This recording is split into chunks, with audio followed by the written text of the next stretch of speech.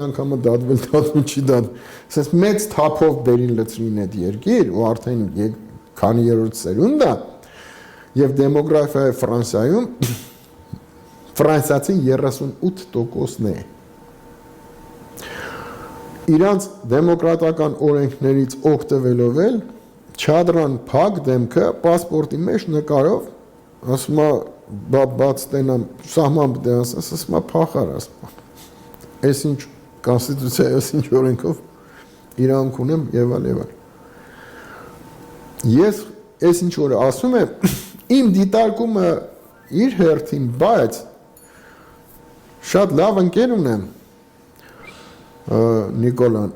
որը շատ բարձր պաշտոններ է եղել միջազգային տարբեր երկրներում եւ մաքուր ֆրանսիացի է, հա, ես իր խոսքերն եմ։ Ասում եմ Ֆրանսիա չկա։ Հասկանում ես, ասում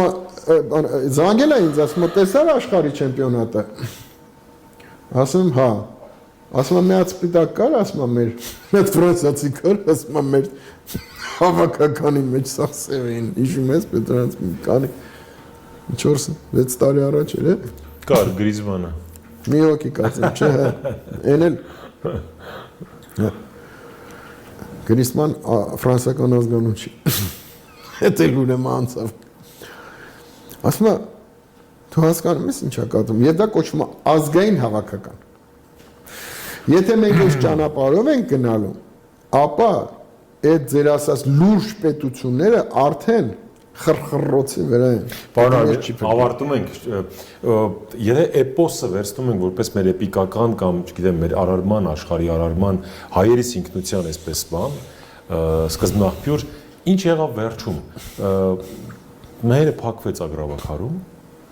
Ներողություն, միջև փակվելը հողը իր ոտքի տակ չէր դիմանում։ Հա, գալբացել էր, Սեք գալբացել, այսինքն արարչական օրենքներին հակասության իսկ ինքը արդար էր։ Արդար էր։ Փչացավ բնությունը, մարդկությունը, այդ փոքրիկ մարդուկները արդեն սկսեցին ապականել երկիրը։ Այս ալեգորիան կխնդրեմ բացատրել եւ զուգահեռել այսօրվա Հայաստանի հետ, թե ինչ է մեզ սպասվում։ Մի քանի րոպե ու ավարտենք։ Ախր այդ